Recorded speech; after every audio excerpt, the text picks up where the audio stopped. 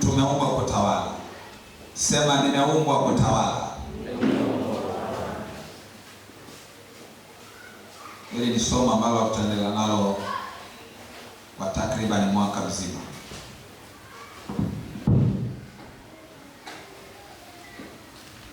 Mwaka wetu wa kutamalaki. Na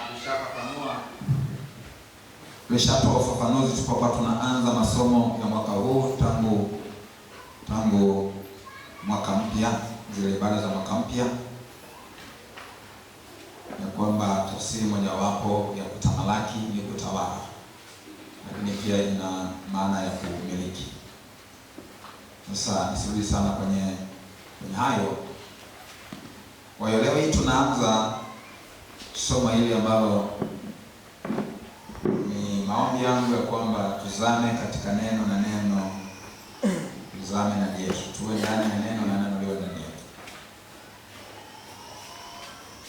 kwa sababu ndio msingi wa mafanikio yetu. Biblia inasema kwamba tutaifahamu kweli, nayo kweli itatuweka huru. Sawa ndugu zangu wapendwa? Amen. Kuna watu ambao wanaboreka kujifunza neno, wanataka miemko ya maombezi na maadhimisho yale ya uwepo wa Mungu, lakini nataka niseme hivi, miemko huwa haileti mabadiliko ya kudumu. Hata watu wanaopokea miujiza, hata wanaoponywa magonjwa kimuujiza, asipozama kwenye neno na imani yake ikajengwa ikaimarishwa kupitia neno la Mungu, tumekuwa tukiona vile ambavyo wanarudiwa tena na roho zilizokuwa zinawatesa huko nyuma. Anaweza kapokea muujiza, anaweza kaenjoy ndani ya muda mfupi tu, lakini anarudi kwenye shida zile zile. Sasa nikutie moyo kupenda neno. Amen. Kwa tunapokwenda kujifunza haya mambo kwa uchambuzi kabisa, hebu furahia, toa ushirikiano wa kutosha sana. Siku za Jumatano tutakuwa tukichambua maandiko mbalimbali ambayo yana mwelekeo wa kutawala kwa njia ya mjadala. Tutakuwa tunaangalia kwa pamoja mafungu mbalimbali ya maandiko, tunayachambua kwa pamoja. Tuwe waberoya ambao waliyachunguza maandiko, waone mambo yakoje. Siku za Ijumaa tukiachia wakati ambapo tuko kwenye program maalum ya maombi, tutakapokuwa tumerudi kwenye utaratibu wa maombi ya Ijumaa, basi siku za Ijumaa itakuwa tunaombea yale ambayo tumeendelea kuyagundua. Kwa hiyo maombi yetu tutakuwa naongozwa na yale ambayo tunayagundua katika uchambuzi wa neno, na Jumapili tutakuwa tunaendelea hivyo. Lakini mbele kidogo masomo haya tutayarekodi series nzima ambayo itaendelea takriban mwaka mzima. Tutakuwa tunaitoa kwenye mitandao ya kijamii, lakini mwishoni kinatoka kitabu. Amen. Mwishoni kitatoka kitabu. Sasa nataka nikutie moyo na nikuhakikishie wewe ambaye tutasafiri pamoja katika safari hii ya kujifunza, hautabaki kama ulivyo. Kuna viwango ambavyo Mungu atakupa, kuna hatua utakayoipiga, kuna uhalisia ambao unakwenda kutokea kwenye maisha yako. Amen. Mambo mengi huwa tunajifunza kama nadharia tu, yameandikwa, tunabaki tu kuamini kwa nadharia na kukiri tu kwa nadharia. Lakini kupitia somo hili au kupitia masomo haya, kupitia uchambuzi huu, hayo ambayo umekuwa ukiamini kana kwamba kama nadharia tu fulani hivi, yanakwenda kuwa halisi kwenye maisha yako. Amen. Bwana Yesu asifiwe sana. Amen. Kwa hiyo hebu umba shauku kuanzia leo, na kwa wewe ambaye tumefuatana tangu wakati wa mwaka mpya, utakuwa una connect yale ambayo tumejifunza tangu tulipoanza mwaka na tunapoendelea sasa hivi, maana yake ni muendelezo. Bwana Yesu asifiwe sana. Ni muendelezo, lakini kwa habari za uchambuzi huu kwamba tumeumbwa kutawala, manake ndio hasa tunaanza siku hii ya leo. Sasa ni kwa nini tujifunze masomo haya au tufanye uchambuzi huu? Ni kwa sababu Mungu amedhihirisha kwa neno la kinabii kwamba mwaka huu ni wa kutawala, ni wa kutamalaki. Kwa hiyo uelewa utatusaidia ili kwamba hayo ambayo Mungu ametukusudia yaweze kuwa halisi. Nimesema neno la Mungu linasema kwamba tena tutaifahamu kweli na kweli itafanyaje? Itatuweka huru. Ujinga jamani ni mbaya. Ujinga unaweza ukasababisha uwe katika hali ya utumwa wakati wewe ulipaswa kuwa bwana, kwa maana ya mtawala. Miaka mingi sana iliyopita nilipokuwa mtoto au nilipokuwa kijana mdogo, nilisoma story fulani hivi ya Bwana Matata. Sasa sijui kama wale watu wazima wale kama mnakumbuka stories za Bwana Matata. Wangapi wanakumbuka kitu cha namna hiyo? Mpo. Sasa Bwana Matata alikuwa hajui kusoma wala kuandika. Ila alikuwa ni mtu stable, yani mtu fulani hivi mmeshibisha ambaye haambiliki kirahisi. Sasa siku moja akakutwa amekaa mahali, yani baada ya kutembea kufanya mambo mbalimbali amechoka, akakaa kupumzika mahali ambapo kuna bango kubwa limeandikwa usikae hapa, ni hatari. Kwa hiyo amekaa mahali ambapo maandishi yanaonya kwamba ni hatari. Lakini walipokuja watu wanakuta kwamba amekaa amesalia kwa amejilaza kabisa mahali ambapo pameandikwa hatari, wanamwambia, ndugu vipi wewe hausomi hapa, kwa hapa ni hatari sana. Kama kawaida yake ni Bwana Matata akawa analeta ubishi. Sasa wewe usiwe Bwana Matata. Amen. Haleluya. Amen. Usiwe Bwana Matata.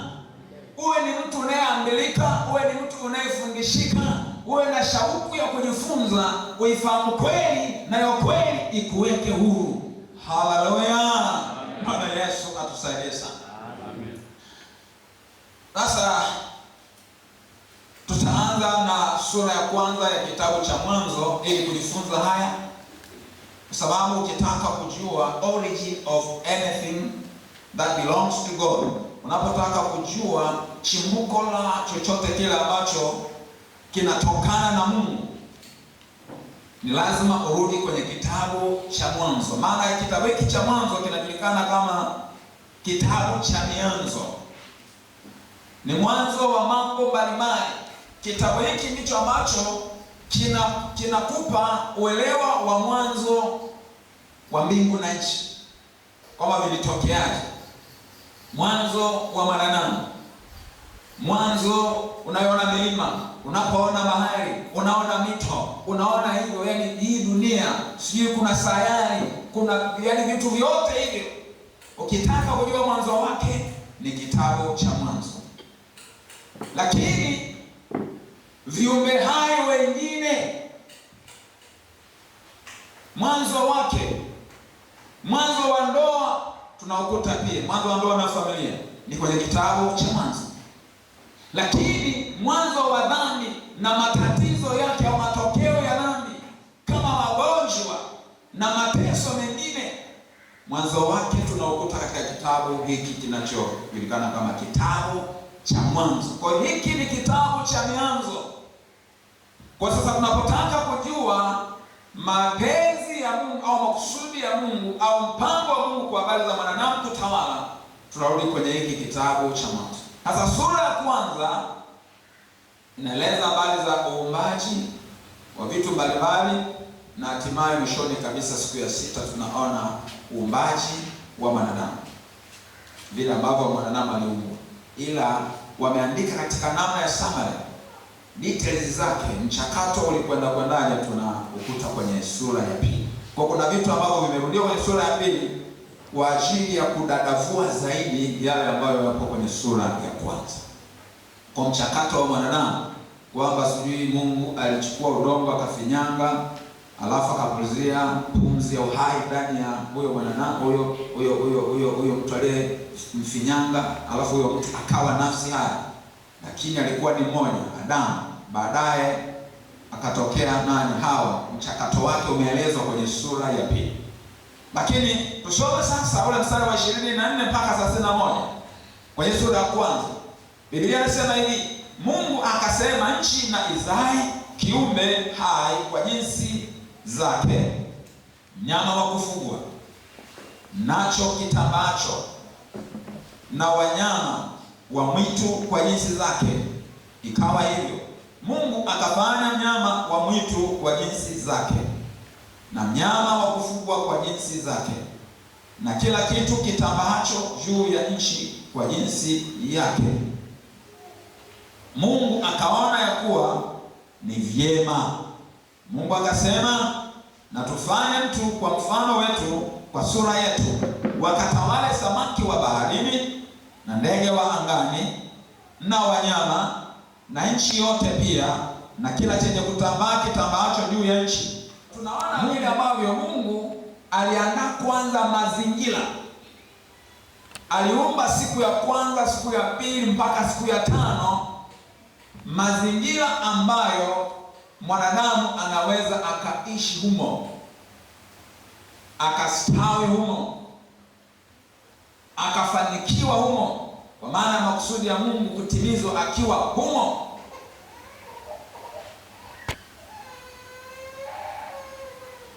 Kwa hiyo siku ya sita sio mwanadamu peke yake aliyeumbwa, lakini tunaona kuna viumbe ambao waliumbwa kabla ya mwanadamu ndani ya hiyo siku ya sita. Alafu mwishoni ndipo Mungu akatangaza azimio ya kwamba, na tufanye mtu kwa mfano wetu na kwa sura yetu, wakatawale.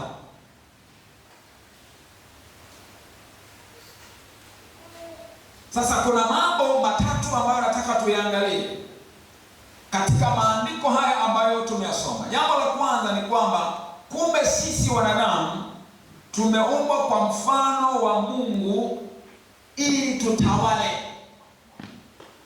Tumeumbwa kwa mfano wa Mungu ili tutawale. Tumeumbwa unique. Wanyama na viumbe hai wengine hawakuumbwa kwa mfano na kwa sura ya Mungu.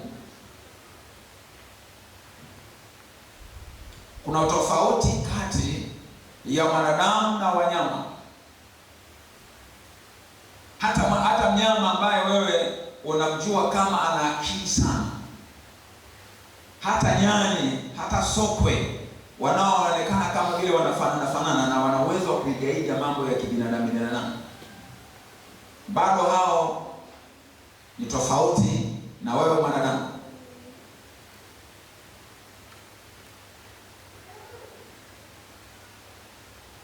Mnyama hana akili, ana silika, instinct, hana intelligence.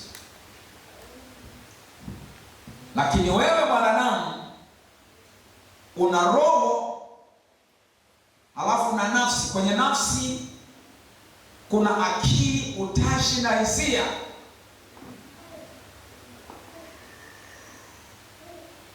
Naona wewe mwanadamu una roho, nafsi na mwili. Kwenye nafsi kuna akili, utashi na hisia.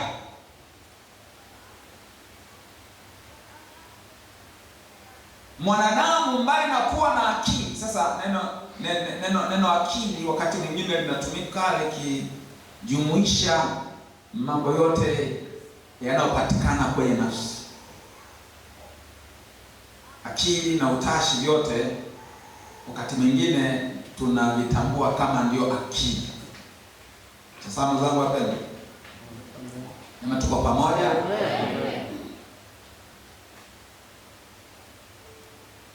Mwanadamu ana akili, mnyama hana akili, lakini ana instinct, kwa maana ya, nimesema nini instinct? Silika. Anaweza kufanya vitu ambavyo vinaonekana kama ni vya akili, lakini sio akili pale inakuwa imetumika ni instinct, ni silika, sisimizi, mchwa, wale nani, chungu, na wadudu wengine, kwa mfano nyuki. Kiangalia wanafanya vitu vya kushangaza sana. Nasema akili ya nyuki, vile ambavyo wanaweza wakafanya mambo yao, wakatengeneza hayo masega ya asali, wakatengeneza asali, yani wako very organized. Lakini sio akili, ni silika. Nimetoka pamoja? Lakini mwanadamu una akili, lakini na silika pia unayo. Kuna vitu ambavyo mwanadamu anavifanya ni kutokana na instinct. Mtoto tu akishazaliwa kuna vitu anavifanya ambavyo havitokani na kujifunza, si kwamba amejifunza kwa akili ndipo aweze kuvifanya. Hajaenda kwenye training ya kunyonya, lakini akishatoka tu kwenye tumbo la mama yake anajisikia njaa, na chakula chake cha kwanza ni maziwa ya mama yake. Ukimpa ile nyonya anaanza kuvuta. Amemfundisha nani? Mimi nishangaa ile nilipomwona festival wangu ametoka tu kuzaliwa, alafu vile ambavyo anashambulia maziwa ya mama yake. Sasa nikajiuliza, huyu amefundishwa na nani mara hii? Ni silika. Tunatoka pamoja. Sasa nisiende huko, tutarudi baadaye wakati kwenye vipindi vinavyokuja tuyachambue kwa kina zaidi mambo haya. Lakini nataka tu tuanze na uelewa wa pamoja ya kwamba mwanadamu aliumbwa akatofautishwa na wanyama na wadudu na viumbe wengine wote. Yeye ni unique, kama ambavyo kwaya ya Uliamkuu, ni wimbo wa zamani sana, kwa viumbe vyote. Wangapi wamewahi kusikia wimbo huu? Wale wa zamani generation Z, yani vijana wa sasa hivi wanaita zilipenda. Mimi ukiniambia zilipenda yani bado sikuelewi. Mpaka leo naona kama bado ndo ninazopenda.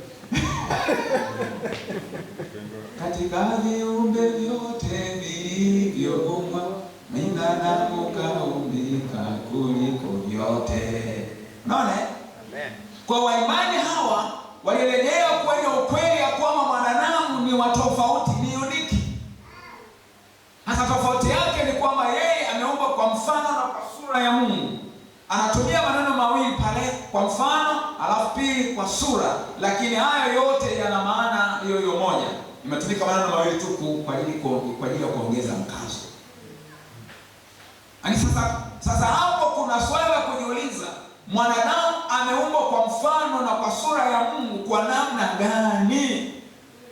Ina maana hivi tulivyo sisi, tuna macho haya yanayoonekana, tuna pua hii inaonekana, tuna huo mdomo unaosema, unaokula, unaofanya mambo mbalimbali, tuna mikono, tuna miguu na maumbile mengine haya yanaonekana. Na maana Mungu naye yuko hivi.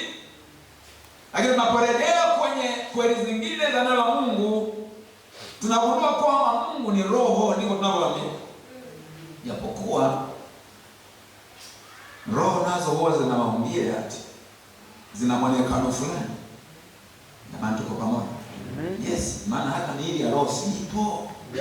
Ndivyo maandiko yanavyosema, kuna miili hii asili ipo na miili ya roho.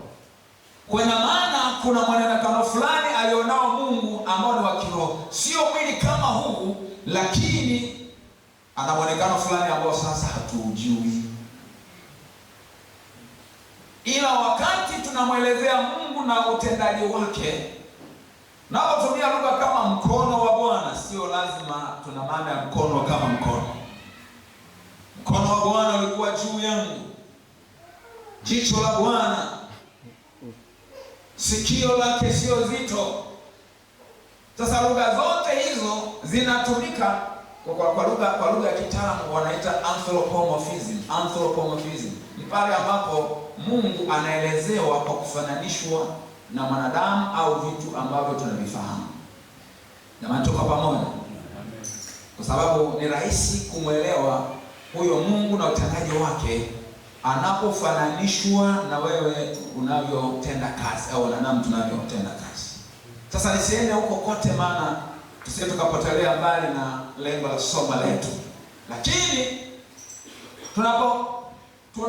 Biblia inaposema kwamba sisi wanadamu tumeumbwa kwa mfano na kwa sura ya Mungu, ni kwa tabia.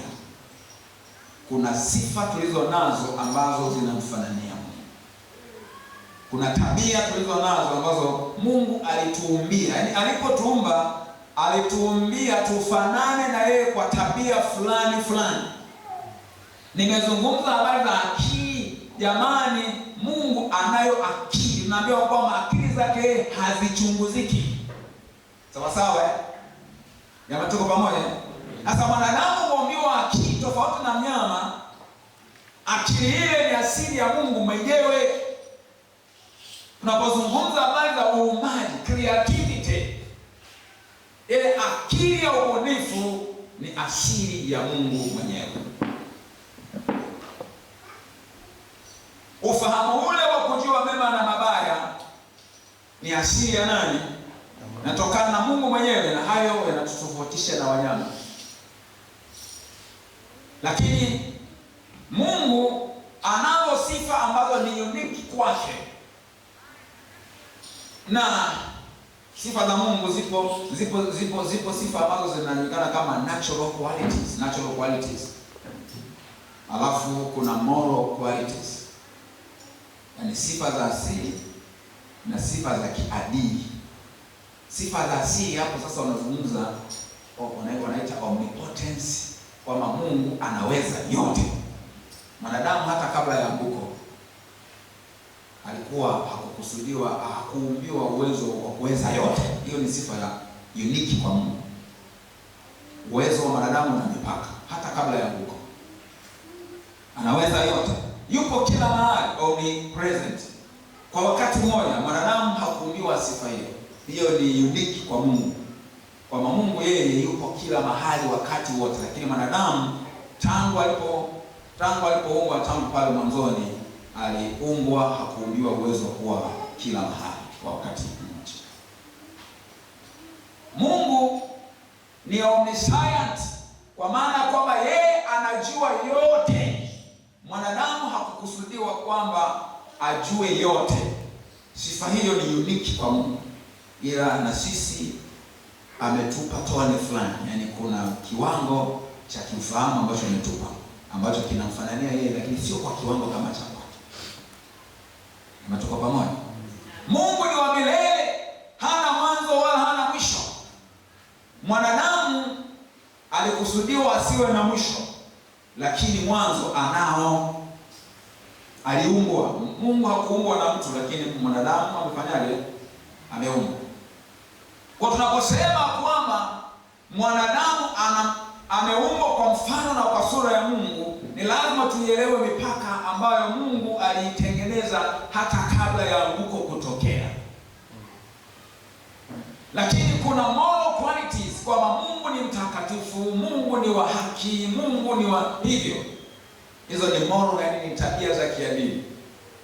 Sasa na sisi tumeombiwa kuwa wenye haki, tumeombiwa tuwe watakatifu. Naona tumeombiwa hivyo kuwa yani kuwa watu wema, kuwa wenye upendo. Hizo ni sifa za Mungu ambazo na sisi tunamfanania. Lakini katika kila sifa kuna viwango ambavyo ni vya kwake yeye. Tukizungumza utakatifu wa mwanadamu hata kabla ya anguko, sio ule utakatifu wa Mungu, ile ni ultimate holiness. Lakini kuna kiwango ambacho Mungu ametuumbia ni cha utakatifu wa kwake yeye, kwa kiwango alichokusudia tuwe nacho sisi kama wanadamu. Sasa sifa hizi za ubinadamu ambazo zinamfanania Mungu zilivurugwa katika anguko ambalo tunalisoma kuanzia sura ya 3 ya kitabu cha Mwanzo. Mambo hayakuendelea kuwa kama vile aliyoyakusudia. mabadiliko hasi yakawa yametokea. Na leo hii tunaporudi kujifunza haya, maana yake tunarejea kwenye mpango wa asili wa Mungu. Tutakapoendelea kujifunza, tutaona tatizo lililoingia kutokana na anguko. Alafu tutaona kuanzia hapo kwenye sura ya 3 ambayo ina anguko. Hapo kuna hali ya ukombozi, mkakati au mpango wa Mungu kumkomboa na kumrejeza mwanadamu kwenye asili, yani kwenye mpango wake wa asili. Mkakati huo unaanzia tangu hapo kwenye hiyo sura ya 3 na kuendelea. Petro katika waraka wake wa pili, sura ya pili kama sikosei, ule mstari wa 4, anasema tena ametukirimia ahadi za thamani sana, ambazo kwa hizo mpate kuwa washirika wa tabia ya uungu. Mpate kuwa washirika wa tabia ya uungu. Tabia ya uungu ndio hizo tabia ambazo tulikuwa nazo kwa ukamilifu aliokusudia Mungu, kwa viwango alivyokusudia Mungu kabla ya anguko. Tukavurugiwa, tukapoteza, lakini kwa neema ya Mungu katika Kristo Yesu urejesho unatokea. Kwa neema ya Mungu katika Kristo Yesu urejesho unatokea kwa wote waaminio. Sasa wewe uaminie, wewe uliokoka, be encouraged. Ninakutia moyo ya kwamba jipe moyo, kwa sababu urejesho unapatikana katika Kristo Yesu. Lakini hautaenjoy urejesho huo kama utabaki kwenye hali ya ujinga. Ni lazima ujifunze hiyo kweli, halafu uishi hiyo kweli, ndipo utapata matokeo chanya yaliyokusudiwa na Mungu. Na mimi ni maombi yangu kwa ajili yako ya kwamba ndani ya mwaka huu badiliko kubwa liweze kutokea. Amen. Elewa uliumbwa utawale, na inawezekana kutawala kwa sababu unaye Yesu tayari. Umekwisha kumpokea kama Bwana Mwokozi wako. Yupo ndani yako, amekupa na Roho wake Mtakatifu, anaishi ndani yako. Neno lake liwe sasa kwa wingi ndani yako, ili ya kwamba nguvu ya neno na msaada wa Roho Mtakatifu, maana neno linakupa maarifa, na maarifa ni nguvu inayoleta matokeo yale yanayokuwa imekusudiwa. Badiliko litokee ndani ya mwaka huu. Amen. Badiliko litokee ndani ya mwaka huu. Badiliko litokee ndani ya mwaka huu. Upige hatua fulani ambayo ulikuwa hujaifikia. Mungu amekusaidia kwa neema yake. Kuna hatua ambazo umekwisha kuzifikia mpaka sasa. Na ndio maana hata tunapopokea mwaka mpya zilikuwepo shuhuda. Mlikila, yani wengi mlishuhudia vile ambavyo Mungu aliwatendea katika miaka iliyotangulia. Na yale yaliyotendeka tu ndani tu ya mwaka jana. Lakini mwaka huu utakuwa na ushuhuda mkubwa zaidi. Ukiamini, ndani ya mwaka huu utakuwa na ushuhuda mkubwa zaidi, na kutia moyo hivyo. Pokea kwa jina la Yesu leo. Amen. Wanaoamini pamoja na mimi wapunge mikono na mimi. Amen. Hallelujah. Hallelujah. Sasa nataka tuangalie kwamba tuliumbwa tutawale nini. Maana tuliumbwa kwa mfano na kwa sura ya Mungu ili tutawale. Tuliumbwa kwa mfano na kwa sura ya Mungu, tutawale nini? Mstari wa 26 mpaka 28 pale unatupa majibu. Biblia inasema hivi: Mungu akasema, na tufanye mtu kwa mfano wetu, kwa sura yetu, wakatawale samaki wa baharini. Sasa naomba tusaidiane hapo sasa kuiandika orodha. Tuliumbwa kwa mfano na kwa sura ya Mungu ili tutawale nini? Namba 1, samaki wa baharini. Namba 1 ni nini? Samaki wa baharini. Andika kwa orodha yako. Namba 2 nini? Ndege wa angani. Namba 3 ni nini? Wanyama. Namba 4 nini? Nchi yote pia. Namba 5 nini? Kila chenye kutambaa kitambacho juu ya nchi. Sasa vimetajwa hivi vichache, vinawakilisha kwa ujumla vyote vilivyoumbwa na vipo katika dunia hii ambayo sisi tumepewa kutawala. Hivi vipo kwenye utawala wetu. Kwenye andiko hili tumeambiwa kwamba tumeumbwa ili tuwatawale wanadamu wenzetu. Kwenye andiko hili imeandikwa kwamba wanaume tumeumbwa tuwatawale wanawake, au wanawake wameumbwa wawatawale wanaume.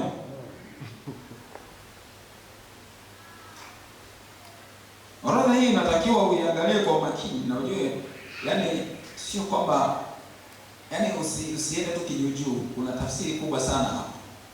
Narudia tena.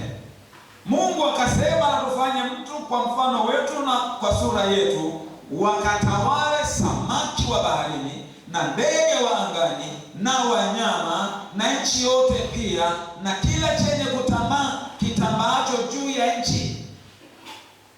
Hivyo ndivyo ambavyo tuliumbwa kwa mfano na kwa sura ya Mungu ili tulitawale. Samaki wa baharini, ndege wa angani, wanyama, nchi yote pia, kila chenye kutambaa kitambaacho juu ya nchi.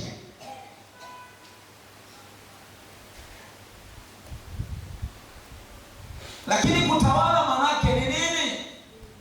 Jamani, naenda taratibu ili tuweze kuelewana vizuri. Kutawala manake ni nini? Sasa kuna neno lingine ambalo linatumika kwenye ule mstari wa ngapi? Kutiisha. Ni neno ambalo na lenyewe lina maana hiyo hiyo. Lina maana hiyo hiyo ya kutawala. Ule mstari wa 28 anasema Mungu akawabarikia, Mungu akawaambia, zaeni mkaongezeke mkaijaze nchi na kuitiisha. Mwijaze nchi na kufanyaje? Na kuitiisha. Mkatawale samaki wa baharini, unaona anarudia neno lile lile. Samaki wa baharini na ndege wa angani na kila kiumbe chenye uhai kiendacho juu ya nchi.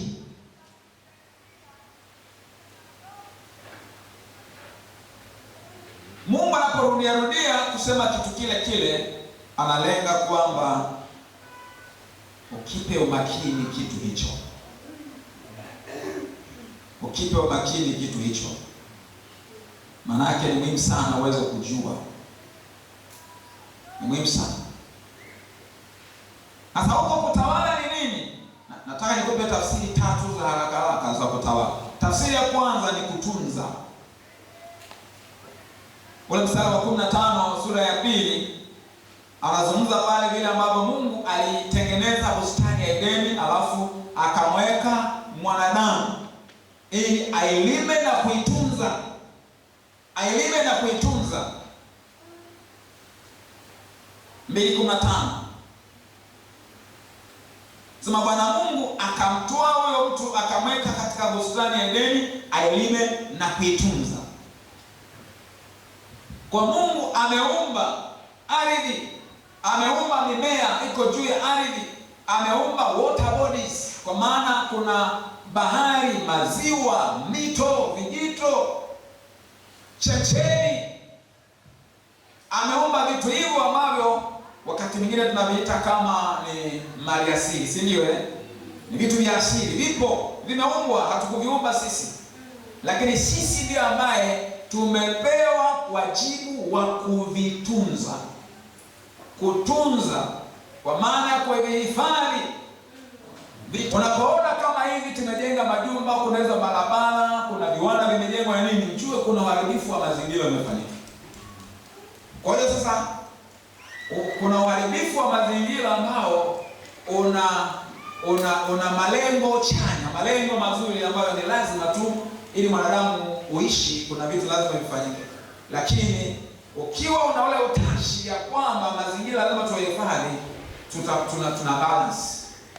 Ndio maana sasa serikali inatudhibiti, ukikata miti yote baadaye hata mvua itanyesha, kwa sababu Mungu alitengeneza mfumo ambao mvua inapatikana kama mchakato wa asili. Jamani, tuko pamoja? Yes, yani kuna wakati utalia sana, Mungu achilia mvua inyeshe na mvua itanyesha, kwa sababu katika mchakato wa uumbaji na uendelezaji wa huo uumbaji wa Mungu, mwanadamu umekabidhiwa jukumu. Kwa hiyo kuna wakati mvua zinyeshi, wa kulaumiwa sio Mungu. Tunatoka pamoja. Kuna wakati upepo unazidi, unaleta uharibifu, wa kulaumiwa sio Mungu. Kuna wakati magonjwa yanazidi, yanatusumbua, wa kulaumiwa wala sio Mungu.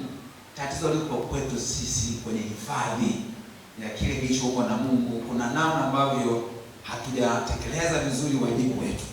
Serikali za mataifa zina wajibu wake. Kuna mamlaka za kimataifa zina wajibu wake, lakini upo wajibu wa mtu mmoja mmoja ambao lazima tutekeleze. Jamani, tuko pamoja? Kwa hiyo tafsiri ya kwanza ya kutawala ni kuhifadhi, ni kutunza.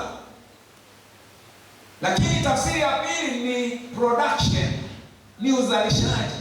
Ni pale ambapo unakiboresha kile kitu ambacho kimeumbwa na Mungu, unakiongezea thamani, inakuwa ni value addition, au unafanya uzalishaji zaidi, ili vitu hivyo vilivyoumbwa na Mungu viweze kufaa kwa matumizi ya mwanadamu, matumizi ya maendeleo.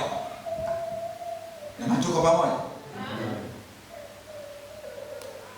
Mungu yeye ndiye aliyeitengeneza bustani ya Edeni, lakini akampa mwanadamu jukumu. Akamwambia Adamu afanyeje? Ailime na kuitunza. Lakini hatuambiwi kwamba Mungu aliumba viti, Mungu aliumba meza, Mungu aliumba vitanda na magodoro na magari ya kutembelea au baiskeli au pikipiki. Hakuumba hata majembe. Unaona? Vyote hivyo vimetokana na ubunifu wa mwanadamu. Human creativity. Mwanadamu alipoona kwamba analala mahali hawi comfortable, ndipo sasa ubunifu kaanza. Mara ameweka manyasi. Niwahi kwenda mahali fulani, nilikuwa mgeni, nilipewa godoro ambalo ndani yake kuna maganda ya mahindi. Yale mahindi yakishavunwa yale, sasa yale maganda yake yale sasa wametafuta kitu alafu ndani yake wakaweka. Kwa hiyo wameshona alafu wakaweka maganda. Huo ni ubunifu. Naona? Yes. Mali pengine nyasi. Tafuta, yani tunataka basafeti, mifuko hii ya nani inaunganishwa alafu ndani yake zimewekwa nini? Nyasi. Mali pengine nikuta wanatumia sufu. Kuna miti inatoa wanaita misufu ile. Zile sufu zimewekwa huko. Unaona? Lakini leo hii ubunifu sasa haya magodoro ya sponge. Unaona? Na vitanda. Na kila siku wanaboresha. Naona kwamba yani weka tu godoro pekee yake haitoshi. Weka na kitanda ambacho kitakuwa na kioma, kitakuwa sio kina kitu gani, mara sio kina kitu gani, mara na switch ya umeme huko kwenye chocho kitanda, mara kinaanza kikoje. Ubunifu wote huo ni wa mwanadamu mwenyewe. Mungu hakuumba vitanda. Aliumba miti. Mwanadamu akageuza miti kuwa mbao na mbao zikageuzwa kuwa vitanda na meza na viti. Jamani, tuko pamoja? Amen.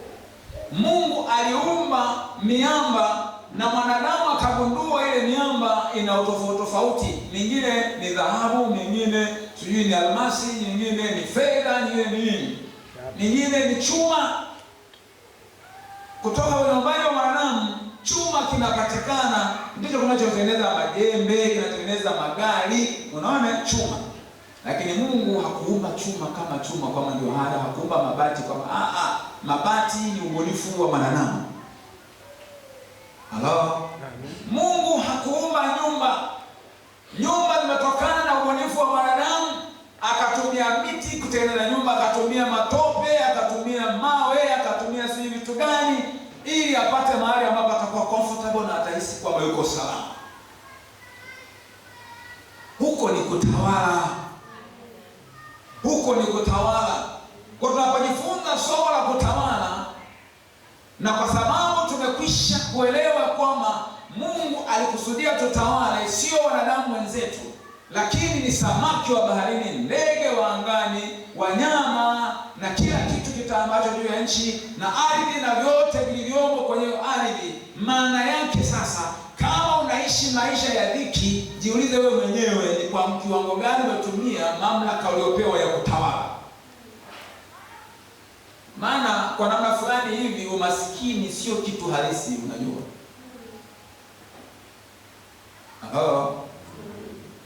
Yaani mtu anakufa hapa njaa, si kwamba duniani chakula hakipo. Kuna mtu mahali anamwaga chakula, yaani anatupa chakula. Kuna mahali matunda yanaoza, na mtu kwa pamoja. Unaweza kafa njaa leo. Kuna msimu maembe yalikuwa hayana mlaji, yamekuwa ni mengi kuliko unavyoweza kuyala. Kuna msimu ambapo kuna matunda pori yalikuwa ni mengi yanaharibika. Msimu umepita, imekuja wakati ambapo yale matunda hayapo na chochote kingine hakipo, mtu anakufa njaa eti hapo. Maana yake hapo tunakuwa hatujatendea kazi mamlaka yetu ya kutawala. Lakini sasa ile creativity, ubunifu ndio umepelekea sasa ubunifu wa kusema kuna msimu nyanya zinakuwa ni nyingi.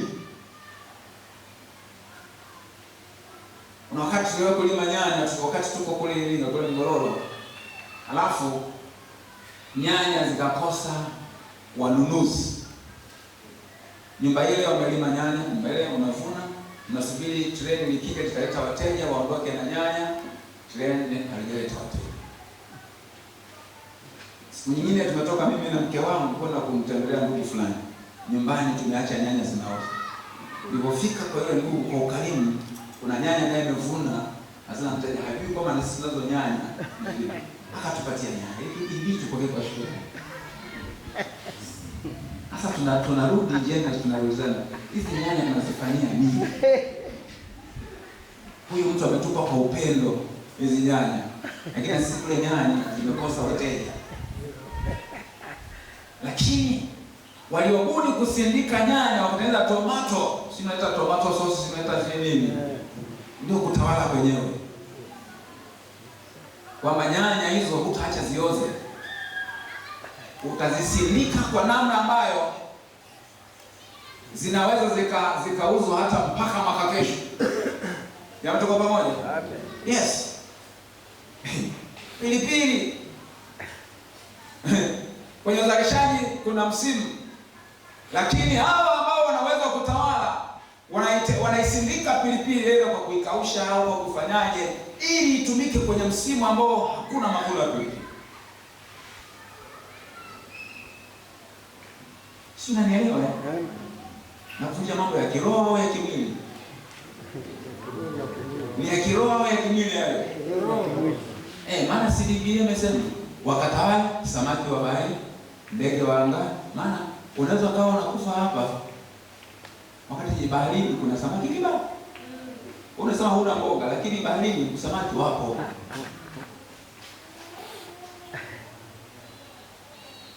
Halo. Bahari hiyo hiyo,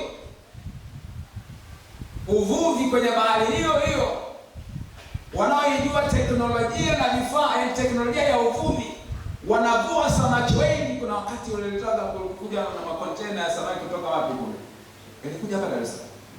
Wangapi wanakumbuka hicho kitu? Bwana anaandika kwamba usijue samaki wao China sasa imefanyaje na nini. Unakumbuka hicho kitu Ni watu ambao wanajua kutawala samaki wa bahari.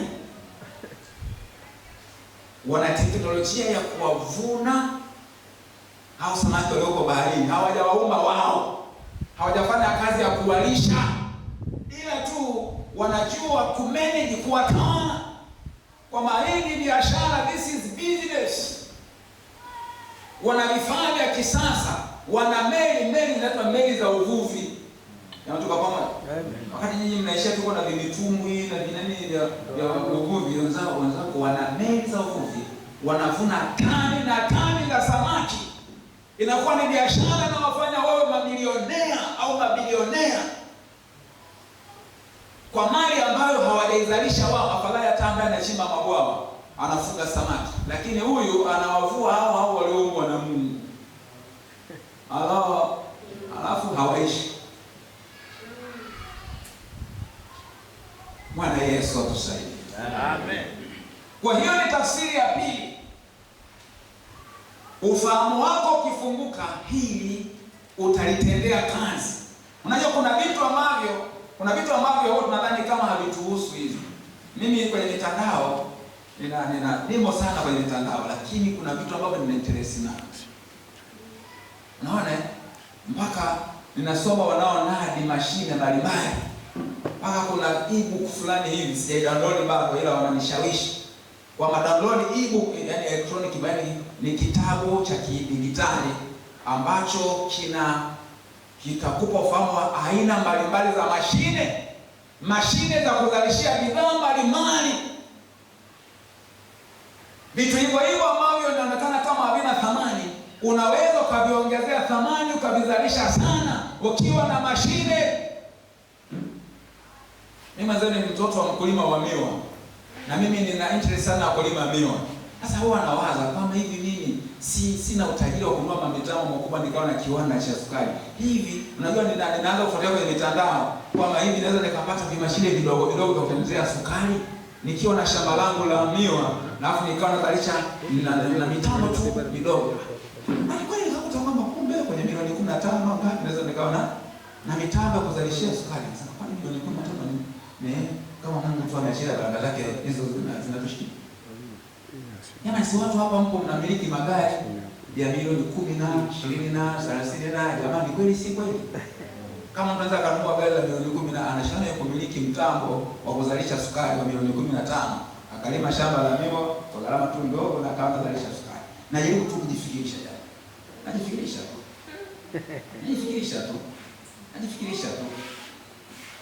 Najifikirisha tu.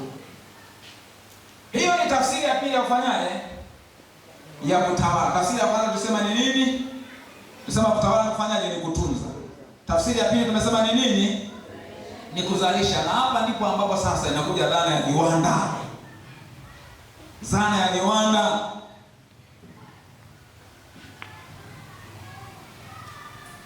Kuna mtu ni kama anielewi hivi. Hivi unajua wewe mwanakio siweza kumiliki kiwanda wewe? Ndio. Mangapi wanaweza kumiliki kiwanda? Yes, yani kawa tu na idea fulani, ukanunua mashine ambazo zinazalisha kitu hicho kwa ubora na kwa wingi, umetafuta masoko, una supply kwenye masoko, tayari wewe ukaanza. Na ndio maana Tanzania kuna kitu kinachoitwa SIDO. SIDO inahusu viwanda vidogo. Mashine zingine zinabuniwa tu na ubunifu huu zinatengenezwa ndani ya nchi. Mashine zingine unazipata nchi za nje kama China na kwenye nchi zingine. Na inaweza kawa ni kuanzia kwa mashine ndogo tu za hela ndogo ambazo najua wenzetu viwanda sidhani walianzia tu na viwanda makubwa. Kuna viwanda vingine ni domestic. Yaani viwanda tu vya nyumbani. Mtu ananunua tu mashine fulani mtamtoa fulani ndogo anazalisha bidhaa wapi? Nyumbani. Alafu ana supply mpaka ile nchi, packaging yake ile sasa imekuwa ni packaging nzuri. Nadhani ni bonge la mtu kumbe ni domestic industry, yani ni mitambo tu aliyoinunua yuko nyumbani kwake, anazalisha bidhaa fulani na package inakuwa ni nzuri na bidhaa yake inaenda mpaka nje ya nchi. Wewe unakuja kuinunua, lakini nimetoka kwenye kiwanda kidogo tu ambacho ni cha nyumbani. Si kwa nini nakaa sana hapo? Jamani, mwaka ufanyaje? Tamalaki. Mwaka wa neema ya kutamalaki. Tufunguke kiufahamu ndugu zangu wapendwa. Amen. Tufunguke kiufahamu. Kwa tumesema maana ya kwanza ni ya kutunza, maana ya pili ni kufanya uzalishaji, maana ya tatu ni mamlaka ya kutumia vyote vilivyoumbwa na Mungu kwa kuzingatia maelekezo maalum yenye mipaka katika matumizi husika. Mamlaka ya matumizi.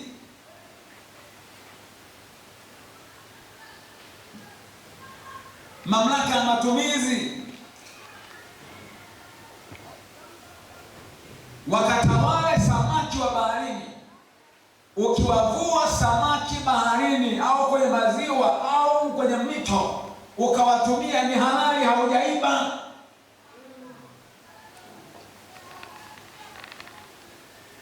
Na ndio maana yapo maeneo ambayo yanamilikiwa aidha na mtu, lakini yapo maeneo mengine ambayo yapo kwa public.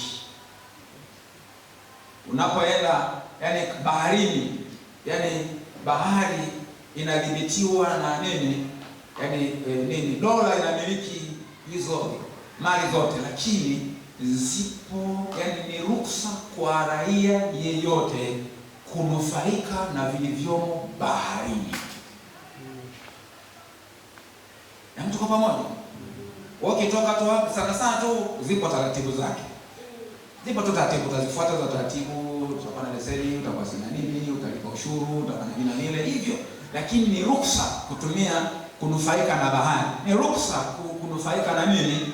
Na mito, na maziwa, na ardhi. Na ndio maana maeneo mengine kuna umiliki tu wa kimila tu wa ardhi. Ipo ardhi ambayo unaweza ukaipata hata bila kuilipia kwa fedha, au kama ni hela ni ndogo tu, kitoa unapewa kipande cha ardhi, unaanza kulima, unaanza kufuga humo.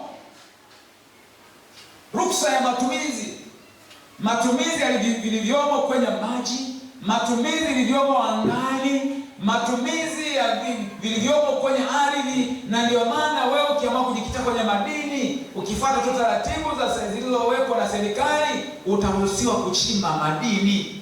Na ndio maana kuna wanaoitwa wachimbaji wadogo. Alafu na hao wenye mitaji mikubwa au wachimbaji makubwa ni makampuni makubwa. Matumizi, unaruhusiwa kwenda kuwinda, ufuate tu taratibu zilizowekwa na maliasili. Utawinda, utanufaika na hivyo vinavyopatikana polini huko mwituni. Sasa kuna watu wanaotajirika kwa matumizi ya vile ambavyo Mungu ameviumba, na kuna watu ambao wanalia hali ngumu kila siku. Wewe Mwanatio, si kuanzia leo usiwe ni mtu wa kulialia. Amen. Usiwe mtu wa kulaumu serikali. Na niwape kidogo angalizo, wanaharakati ni wazuri, wanatusaidia. Wanaharakati wanasaidia ili kwamba wale watawala waweze kutekeleza vizuri wajibu wao. Kwa niaba yetu wanakosoa pale ambapo wanafanya vibaya, lakini you have to be very careful. Natakiwa makini sana, la sivyo wanaweza wakakupotosha, wakakupotelea mbali kabisa.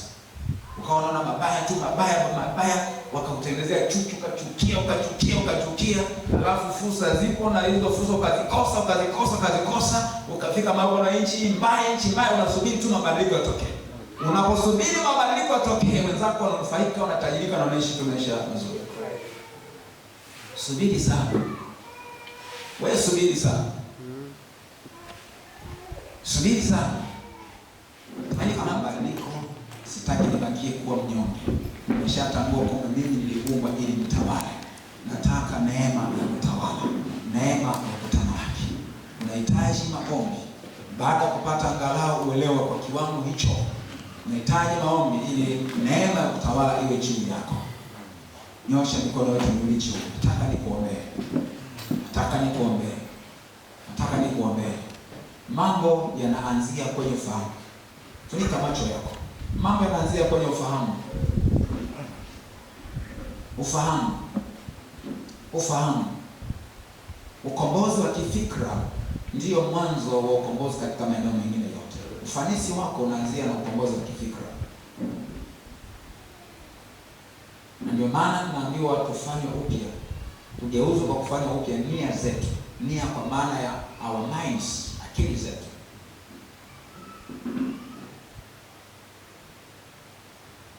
Na shetani anazuia usifahamu kweli, kwa sababu anajua siri ya mafanikio yako ipo kwenye wewe kujua kweli. Ndio maana kuna mtu akiona hapa tunafundishana tu, tunafahamia mko ni michache, anaona kama pamfai, anatafuta mahali kwenye mihemko ambapo yeye atapokea hicho, pokea. Lakini nataka niseme, uifahamu kweli ndio ufunguo wa mafanikio yako. Nataka sasa nikuombe neema. Bwana, nakushukuru kwa ajili ya kila mmoja wetu. Asante kwa ajili ya baba huyu. Asante kwa ajili ya mama huyu. Asante kwa ajili ya kijana huyu wa kiume na wa kike. Asante kwa kila mmoja ambaye amelisikia neno hili, kwa sababu umemkusudia mema. Umemkusudia mema. Neno lako linasema wazi kabisa kwamba ulituumba kwa mfano wako na kwa sura yako ili tupate kutawala. Na mfano wako na sura yako, maana yake ni mfanano wa kitabia ambao wewe umekusudia tangu mwanzo tuwe nao. Bwana, wewe ni mtakatifu. Neno lako linasema kwamba kama wewe uliyetuita ulivyo mtakatifu, sisi nasi yatupasa kuwa watakatifu, kwa kuwa imeandikwa, mtakuwa watakatifu kwa kuwa mimi ni mtakatifu. Hivyo Bwana, uharibifu ulitokea kwa sababu anguko ambalo tunalisoma katika kitabu cha Mwanzo sura ya 3. Lakini ushukuriwe kwa sababu ya neema ya wokovu, neema ya ukombozi. Kupitia neema hiyo tunawezeshwa kuirejea hali ambayo tuliipoteza, ya kufanana na wewe kwa habari za utakatifu, kwa habari za kuwa watu wema, kwa habari za kuwa vile ulivyo wewe Bwana, ili tuweze kutawala. Tukiishi katika dhambi, tukiishi tofauti na mapenzi yako, tukiwa na tabia ambazo sio za kwako, tabia ya dunia hii, tabia ya shetani ambaye ni mungu wa dunia hii, hatuwezi kutawala katika mpango wako. Hivyo Bwana, naomba utupe neema ya kufanana na wewe kitabia. Alafu kwa neema yako Bwana utatusaidia ili tuweze kutamalaki, tuweze kutawala, tuweze kutawala, tuweze kutawala. Asante Bwana mwaminifu. Asante Bwana mwaminifu. Ninamweka kila mmoja mikononi mwako. Naomba Bwana sema naye zaidi na zaidi. Mwambie utayari, mwambie shauku, ili ya kwamba badiliko liweze kutokea. Tunapoendelea kujifunza Bwana, badiliko liweze kutokea na kila mmoja awe anachukua hatua kila itwapo leo, kulingana na ufahamu anaoendelea kupata. Wale ambao tayari Bwana wapo kwenye harakati mbalimbali za maisha yenye kutawala, naomba Bwana wasaidie. Naomba Bwana kwa ajili ya biashara, wanaofanya biashara, bariki biashara zao. Walioajiriwa, bariki ajira zao. Wanaofuga, wabariki katika ufugaji wao. Wanaolima, wabariki Bwana katika shughuli zao za kilimo. Wale ambao wana ubunifu mbalimbali, wenye kumiliki mashine zenye kuzalisha bidhaa mbalimbali, Mungu wa ajabu upate Bwana Mungu kuwabariki katika jina la Yesu aliye hai. Bwana, na kufanana na wewe tutatawala kwa mapenzi yako, ili tuweze kuwa wafanisi katika kuyatekeleza majukumu tulionayo ya kukutumikia wewe, kwa habari Bwana za mavuno, kwa habari Bwana za mavuno, kwa habari za utekelezaji wa agizo kuu. Bwana, asante kwa sababu unakwenda kutusaidia. Hebu fuatisha neno haya. Sema Baba, asante kwa neema yako. Asante kwa neno lako zuri. Asante kwa kunifungua ufahamu wangu. Bwana, endelea kunifundisha, niendelee kuifahamu kweli, niendelee kuwa huru, niendelee kutamalaki kwa manufaa ya ufalme wako, katika jina la Yesu. Amen. Sasa nataka niombe na mtu mwenye changamoto ya afya. Hebu kita mbele hapa nikuombee. Na changamoto ya afya, kita hapa mbele nikuombee. Mungu ameweka utaratibu wa kiafya, healthcare, divine healthcare, matunzo ya kiafya katika mpango wa Mungu yamelenga kukufanya uwe na uwezo wa kutamalaki. Hauwezi kuwajibika vizuri kwenye familia, hauwezi kuwajibika vizuri mahali pa kazi. Kuna watu ambao nafahamu walipoteza ajira kwa sababu ya afya. alikuwa ameajiriwa, lakini afya yake ikayumba na harudi kwenye afya nzuri, ilazimika kupoteza kazi. Kwa samahani, hatuna namna, hawezi kuendelea na kazi kwa sababu hauna uwezo kuifanya kazi. Maisha yake yakaharibika sana kwa sababu kazi iliyokuwa inampatia kipato ameipoteza kwa sababu ya afya. Na kuombea wewe afya njema katika mwaka huu wa kutamalaki. Ni mwaka ambao tunahitaji neema ya afya njema na kuombea afya njema. Sasa anza kuamini. Nyosha mikono yote miwili juu. Sitaomba kwa muda mrefu, na wala sitaomba mpaka siutikisiki ufanyeje, ila tu mwamini yeye anayeponya. Nishakuombea hata hivyo tayari, nishakuombea. Sasa hivi tu tunafanya kazi ya kuhitimisha. Kwa hiyo neema ya afya njema inashuka juu yako. Naiona kabisa neema ya afya njema. Neema, Mungu anatiririsha nguvu ya uponyaji. Nguvu ya uponyaji. Nguvu ya uponyaji inaachiliwa kwako. Nguvu ya uponyaji inaachiliwa kwako. Anza kuipokea nguvu ya uponyaji ambayo inapenya kutoka kwenye utosi, inapitia kwenye maungo yote na maeneo yote ya mwili wako. Ina search mahali pa shida ili kurekebisha. Na operation kwa ajili ya afya njema inafanyika katika jina la Yesu aliye hai. Katika jina la Yesu aliye hai. Asante Bwana kwa sababu unamponya mtoto wako huyu. Asante kwa nguvu yako ya uponyaji. Asante Bwana kwa kunamponya.